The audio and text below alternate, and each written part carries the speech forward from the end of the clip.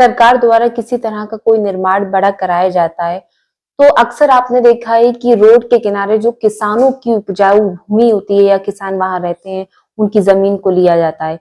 ऐसा ही कुछ एक मामला जो है वो नसीरपुर सिसगन विधानसभा में देखने को मिला है। तो जानने का प्रयास करेंगे, हमारे साथ विधायक जी मौजूद हैं, सर्वेश यादव जी। मामला है नसीरपुर क्षेत्र का। थैंक यू, धन्यवाद। आपने किसान के हित की बात रखी और पूछी। किसानों का मामला ये है कि कुछ समय पहले जब समाजवादी पार्टी की सरकार थी तो जमीन इंडस्ट्रियल एरिया के लिए चिन्हित की गई थी। फतेहपुर, नसीबपुर, पटना करखा, गड़सान, जो जमीन उपजाऊ नहीं थी, जो जमीन बिहड़ी क्षेत्र था, उसे चिन्हित कर ली गई थी और कुछ जमीन की रजिस्ट्री भी हो गई थी। सरकार ने कुछ जमीन की रजिस्ट्री भी करा ली थी। अब की बार जो जमीन ली जा रही है फैक्ट्रियों के लिए, वो जमीन बेशकीमती जमीन है, बटेश्वर रोड पर जमीन है और तमाम किसानों की उपजाऊ जमीन है। ये जमीन जो है अगर किसानों की ले ली जाएगी तो किसान मजबूर होगा वहां से पलायन करने के लिए। किसान के भरण पोषण के लिए, जीविका के लिए वही एक साधन है। बिल्कुल। और वो जमीन अगर पूरी ले ली जाए तो फिर किसान वहां क्या करेगा रह के? लगभग कितने किसानों की विधायक जी जमीन होगी वहां? वहां नसीरपुर की जमीन है, कुछ सुजालपुर की जमीन है, कर्णपुर की जमीन है, हैबतपुर की थोड़ा बहुत पार्ट आ रहा है, और धनपुरा का आ रहा है, करणपुर का आ रहा है, नंगला छवरिया का आ रहा है। ऐसे कई गांव की जमीन आ रही है।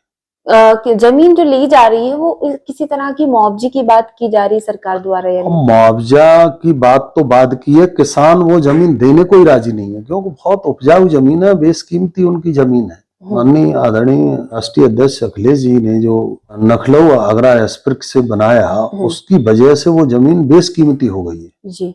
अब सरकार उस जमीन को ले रही है, तो सरकार को थोड़ा सा आगे जो जमीन उपजाऊ नहीं है, जो बिहड़ी क्षेत्र है जमुना जी के किनारे, या समाजवादी पार्टी में जो जमीन चिन्हित की गई थी, उस जमीन को ले लिया जाए। उसमें कई किसानों को सरकार पैसा भी दे चुकी है, कई किसानों के बैनामा करा चुकी है। पटना मौजे वगैरह में जो आती है जमीन, उसके पहले बैनामा हो चुके हैं। तो उसको अगर ले लिया जाए तो ज्यादा बेहतर रहेगा। ये जमीन अगर किसान की जाएगी तो किसान तो बेघर हो जाएगा, बर्बाद हो जाएगा किसान।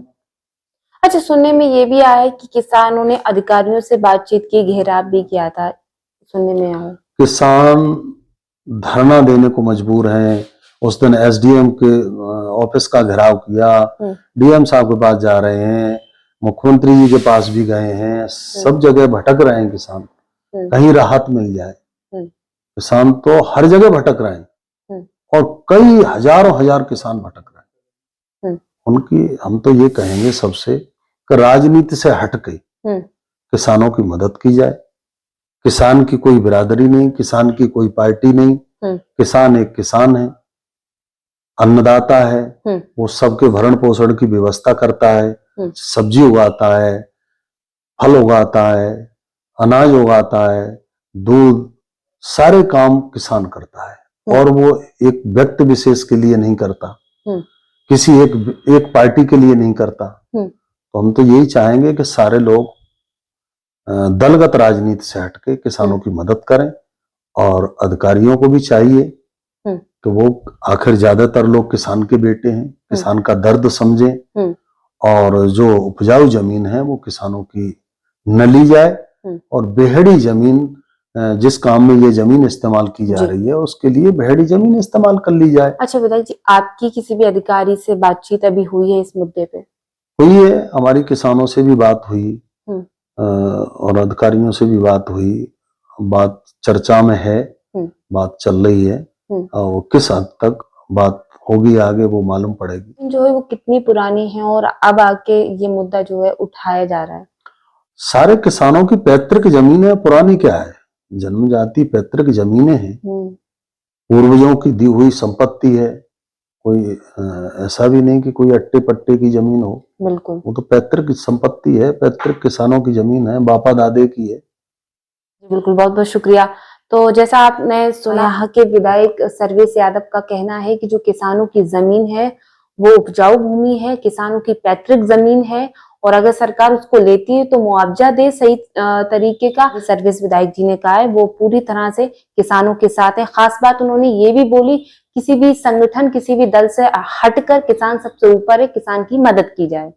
जनपद फिरोजाबाद के शहर से दूर ग्रामीण इलाकों में निवास कर रहे दो पहिया वाहन चलाने वाले लोगों को फिर से दो पहिया वाहन कंपनी टीवीएस करा रही कई सुविधाएं उपलब्ध। अब नसीरपुर और मटसेना जैसे दूर इलाकों में रहने वाले लोगों का टीवीएस ने रखा ख्याल, उन्हें उन्हीं के इलाकों में टीवीएस देगा बेहतर सुविधा। सर्विस, फाइनेंस, वारंटी एवं छूट उपहार जैसी सुविधाओं का घर बैठे मिलेगा लाभ। आधार, बैंक पासबुक लाएं और मोटरसाइकिल ले जाएं। जी हां, अब खुल गया नसीरपुर में पारस मोटर्स, ताज एक्सप्रेस के निकट बटेश्वर रोड पर, और सीताराम टीवीएस मोटर्स थाना मटसेना के पास आरके प्लाजा के सामने, आसफाबाद, फिरोजाबाद, जहां आपको टीवीएस के सभी मॉडलों की गाड़ियां सभी रंगों में फुल रेंज मिलेंगी। धनतेरस, दीपावली त्योहारों के मौके पर आकर्षक उपहार का लाभ लेने के लिए शीघ्र पधारें। नसीरपुर पारस टीवीएस पर संपर्क करने के लिए डायल करें 9927336872।